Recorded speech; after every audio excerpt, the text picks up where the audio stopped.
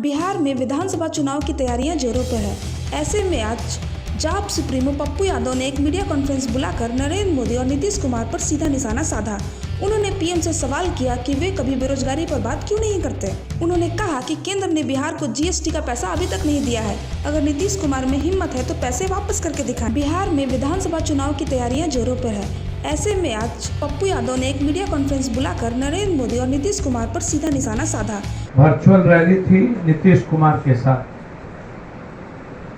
आखिर double engine की सरकार, सुनो आते आते मोदी जी के इमोशंस में फंस ही जाते हैं।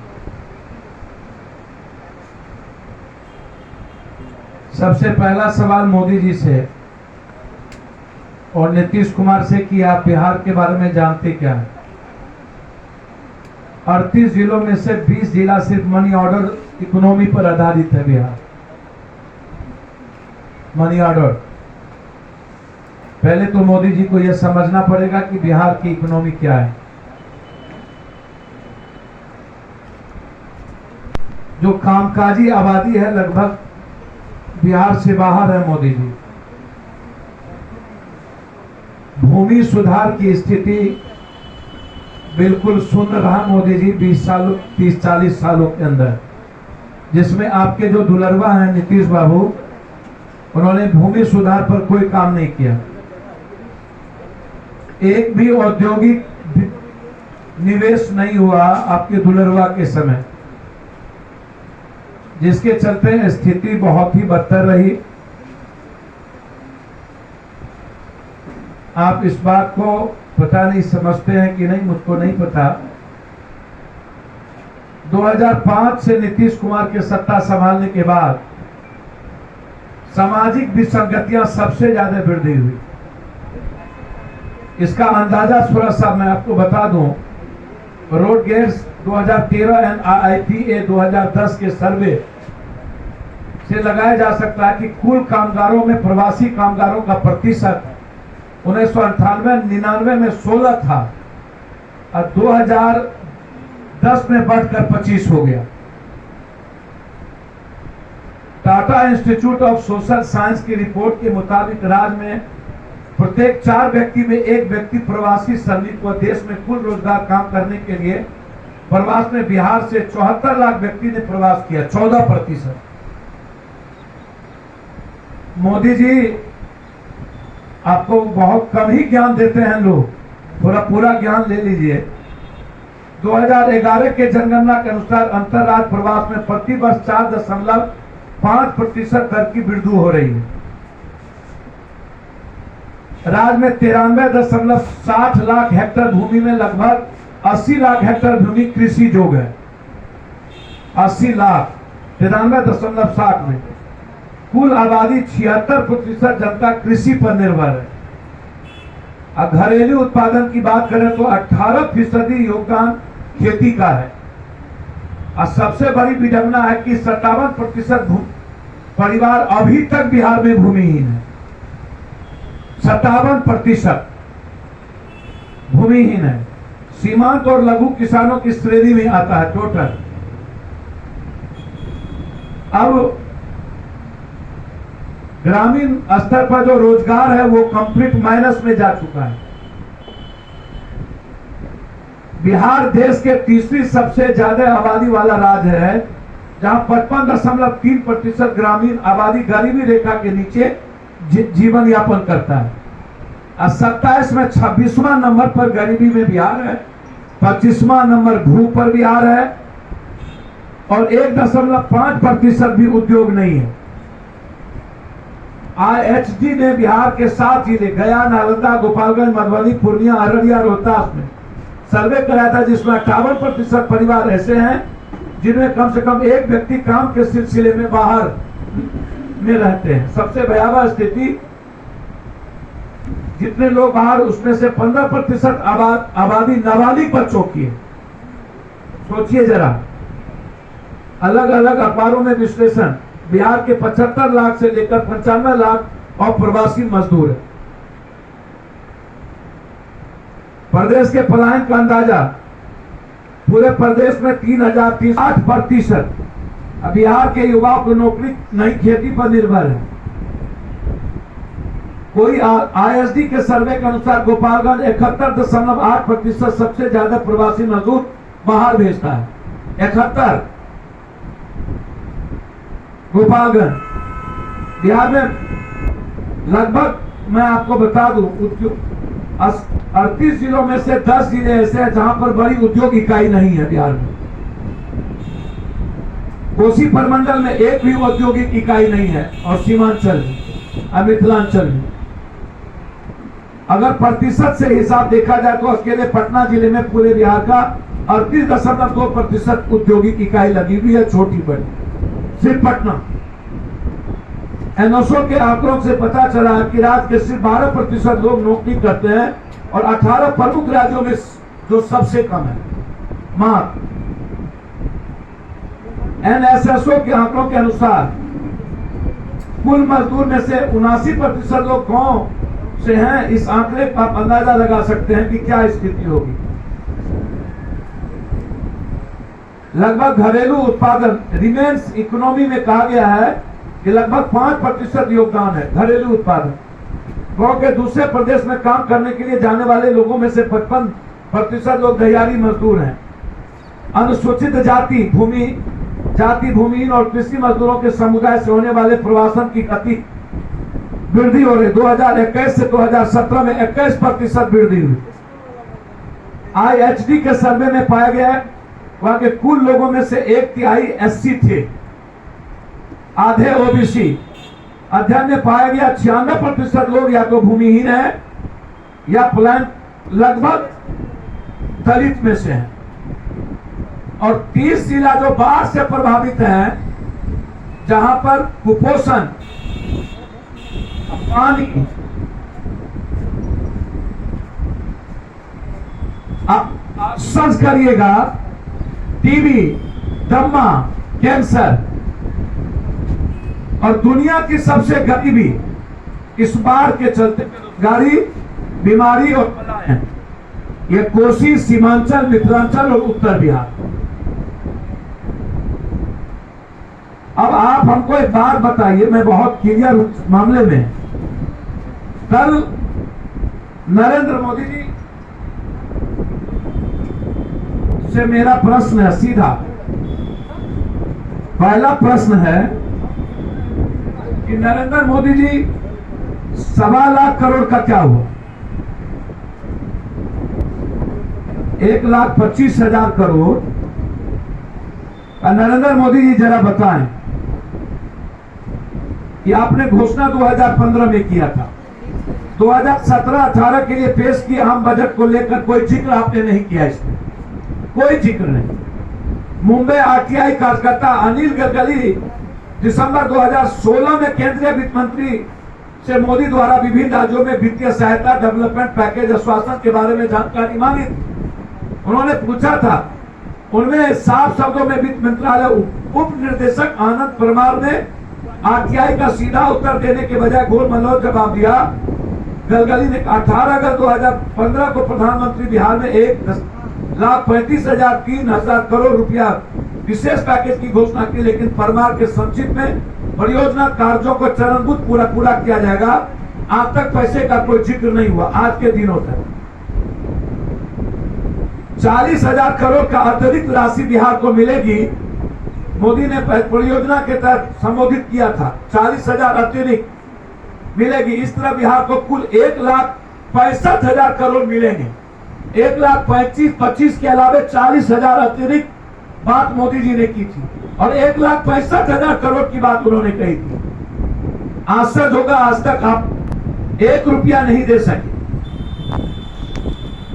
मछली 45,000 करोड़ रुपया के फसल का बर्बाद हर साल होता है। 44,000 करोड़ बाढ़ से। अगर प्रदेश के बजट से देखें तो तिहाई हिस्सा खत्म हो जाता है। प्रदेश में 90% कोल्ड स्टोरेज प्राइवेट लोगों के हाथ में है। मरकजी रेट को सोचते हैं 10% कोल्ड स्टोरेज भी बिहार सरकार में नहीं है, जो बंद पड़ा हुआ है। अब आप इनसे पूछिए विशेष राहत, विशेष पैकेज। जब कोसी में सीमांचल में बाढ़ आया था तो 5,000 करोड़ रुपया हाई डैम की बात की गई थी, नेपाल से वार्ता करने की बात की गई थी। अब मोदी जी हमें समझ में नहीं आता है, कभी पकोड़ा, कभी हेलो, कभी पकोड़ा और कभी डॉल्फिन। आप बाढ़ पर चर्चा क्यों नहीं करते? आप सुखाड़ पे चर्चा क्यों नहीं करते? 5 लाख सीट खाली है बिहार में, उस पर चर्चा क्यों नहीं करते? आप नीट के एग्जाम पर चर्चा क्यों नहीं करते? 20,000 करोड़ बाहर पढ़ने के लिए जाता है बच्चा, उस पर चर्चा क्यों नहीं करते? आप IIT पर चर्चा क्यों नहीं करते? आप ITI के 40 लाख बच्चों पर चर्चा क्यों नहीं करते? आपका skill, startup, stand up, making, made in, क्या हुआ उसका? आप स्वाधीन बात करते हैं। अब वोकल और वोकल, तो टाटा, बिरला, डालमिया, अदानी के हाथ में लोकल और वोकल बनेगा।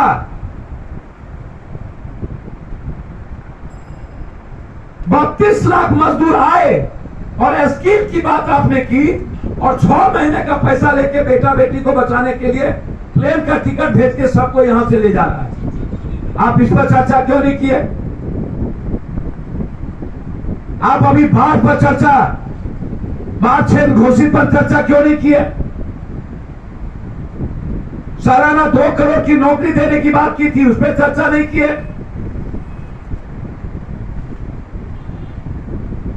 देश का सबसे ज्यादा प्रचार विज्ञापन पर खर्च होता है। गरीबों का चेहरा कब चमकेगा जनाब? नमामि गंगे परियोजना पूरी तरह विफल, लूट का खजाना बन गया बिहार। नदी जोड़ने वाला जो अटल जी का परियोजना था वो क्या हुआ?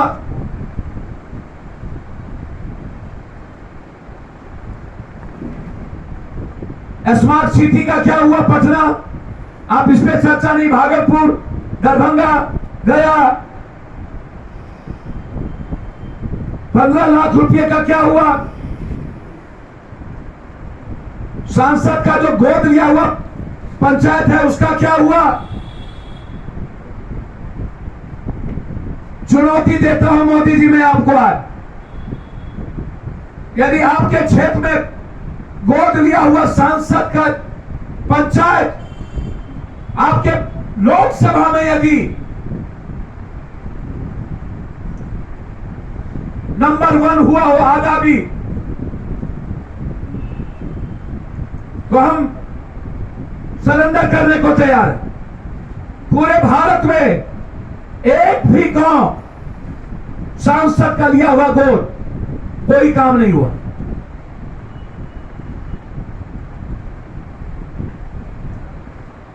और नीतीश कुमार जी कल नल जल और कल जल इनको याद आ गया। पहले पकोड़ा, अब डॉल्फिन।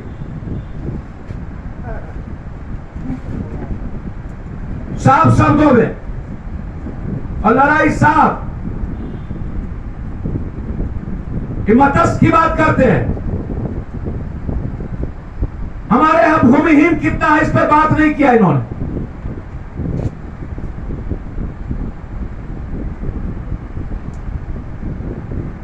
मोदी जी की सरकार एक बार भी रोजगार पर कभी चर्चा नहीं करती है और न मजदूरों पर चर्चा करती, न अर्थव्यवस्था पर चर्चा करती। और सबसे बड़ी बात, बिहार को 3 साल का GST का पैसा नहीं मिला। ये 290 करोड़, यदि है हिम्मत तो नीतीश कुमार जवाब दे। मेरा पैसा रिटर्न हो जाता है और खुद केंद्रीय मिनिस्टर गडकरी ने कहा था कि वहां काम नहीं करने की स्थिति है और उसने पैसा बंद कर दिया रोड में।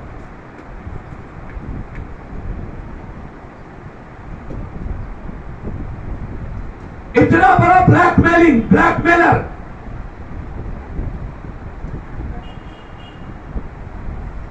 समझ से बाहर। लोकल वोकल तो जाइए ना गुजरात, फिर बनारस क्यों? बिहार की जनता कह रही है बाढ़ से मुक्ति, बिहार का यूथ कह रहा है रोजगार, बिहार का किसान कह रहा है उपजाऊ जमीन पर हमें दे। हमारी दूध पर बात नहीं होगी, मखान पर बात नहीं होगी।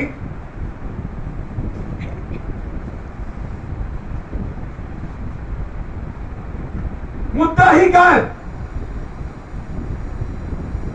औकात नहीं है ना नीतीश कुमार जी आपको विशेष पैकेज लेने का, 40,000 अतिरिक्त पैसा लेने का। 20 जिले में एक भी छोटी फैक्ट्री नहीं है। तो आप रिजाइन करिए। मोदी जी के भरोसे डॉल्फिन और नल जल, हम आते ही जिस दिन आएंगे सरकार में, नल जल हरियाली यात्रा मनरेगा 2 महीने के अंदर जांच कर जितने घोटाले होंगे नेताओं के घर से पैसा निकालें। बाढ़ और जितना बांध तोड़ा, हाईडेम और फरक्का पर एक बार चर्चा नहीं करेंगे। और हम आएंगे तो सबसे पहला मेरा मुद्दा होगा बाढ़ से मुक्ति और फिश मॉल बनाएंगे हम 1 साल के अंदर पूरे बिहार में। उत्तर बिहार का पूरा मक्का पर आधारित मेगा फूड को प्राथमिकता, हर अनुमंडल में गोदाम और साथ साथ कोल्ड स्टोरेज सरकार की, हर अनुमंडल। और 1 साल के अंदर 55% भूमिहीनों को जमीन, 1 BHK का शहर में हर गरीबों को मकान। फिश मॉल, हमारी लड़ाई फिश मॉल की। हमारी मछली ही यहां, बाहर की मछली बिहार में नहीं आएगा किसी भी कीमत पे दे, किसी भी कीमत पे नहीं।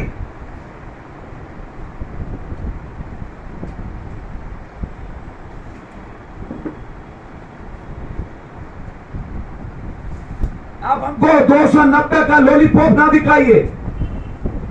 औकात हमारी 290 का नहीं, जो जीएसटी देने की औकात नहीं रखता हुआ 290 दिखा रहा है।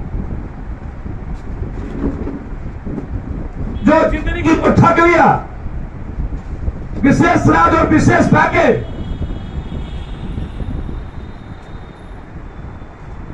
हम बिहार को 4 भाग में बांटेंगे।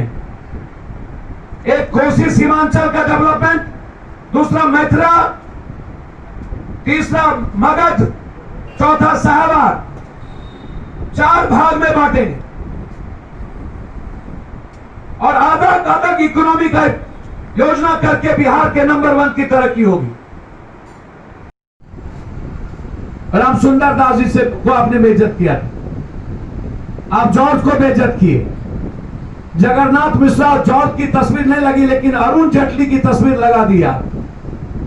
इससे बड़ा धुरतई और दुनिया की निकम्मेपनी क्या हो सकती है? जिस बिहार की कर्म भूमि पर जॉर्ज ने और जगन्नाथ मिश्रा जी ने 3 बार मुख्यमंत्री के रूप में जो काम किया, चाहे जिस भी रूप में, उनकी मूर्ति ना लगी। आप बख्शे किसको? आपसे लाख गुना अच्छा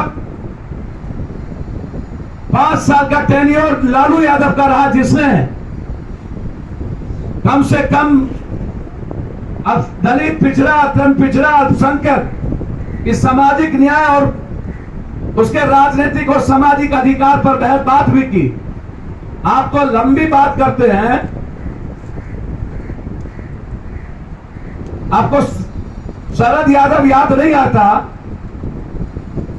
आप कितने को निकाले और बेइज्जत किए, रवे राम से लेकर के सब। मैं रघुवंश बाबू का सम्मान करता हूं। रघुवंश बाबू जैसे व्यक्ति हो, या शिवानंद तिवारी, या बशीर दारा, या कोई भी ऐसे वैचारिक लोग, वो मेरे लिए पिता की तरह है। रघुवंश बाबू के पूरे परिवार के साथ इस दुख के घड़ी में, वो अस्पताल में है, मेरी पूरी पार्टी उसके साथ खड़ी है, बेटे की तरह खड़े होंगे। यह सही है कि किसी भी दल को रघुवंश बाबू जैसे वैचारिक लोगों पर 47, 56 और बालू माफिया और रियल एस्टेट माफिया से कंप्रोमाइज नहीं की जा सकती। हमारे जैसे लोग कभी वैचारिक लोगों के सामने बालू माफिया लोगों का कोई कंप्रोमाइज नहीं होगा। और लालू यादव जी, रघुवंश बाबू को चिट्ठी लिखने से बेहतर था कि आप अपने परिवार को पहले चिट्ठी लिखते और उनको समझाते कि रघुवंश जी, शिवानंद जी, अफलना जी, थोड़ा गोर लगने का संस्कार सिखा देते और सबको औकात बताते हैं। आप जब तक रहे तब तक रघुवंश बाबू सबका सम्मान हुआ। आपके खानदान ने किसी भी वर्कर का सम्मान देना नहीं सीखा। आज जो सामाजिक न्याय का बिखराव हुआ है लालू यादव जी, उसके मुख्य कारण आपके लोग और आपके परिवार हैं। और आज जो महागठबंधन से मांझी जा रहे हैं या उपेंद्र कुशवाहा को लात मार रहे हैं, या आप औकात बताते हैं, औकात बता के चुनाव आएगा तो आप गठबंधन करेंगे, या बी टीम बन के बोलिए अपने परिवार को ना रहे और बीजेपी के हाथ में ना थे। महागठबंधन का एरा बहुत बड़ा होगा, तब बिहार बचाने की बात करें, अकेले नहीं। और अकेले ठिका मत लीजिए। अब लालू यादव का युग नहीं है, ये युग आ गया है रोजगार का। और उसके लिए मैंने आज आपको चैलेंज किया, नरेंद्र मोदी जी को, कि बिहार अब आपके झांसे में आने वाला नहीं। डीएनए और बात आप किए थे, मिट्टी में मिल जाने वाला नहीं। ये सीधा चुनौती है। बस इतना ही था मेरा आज,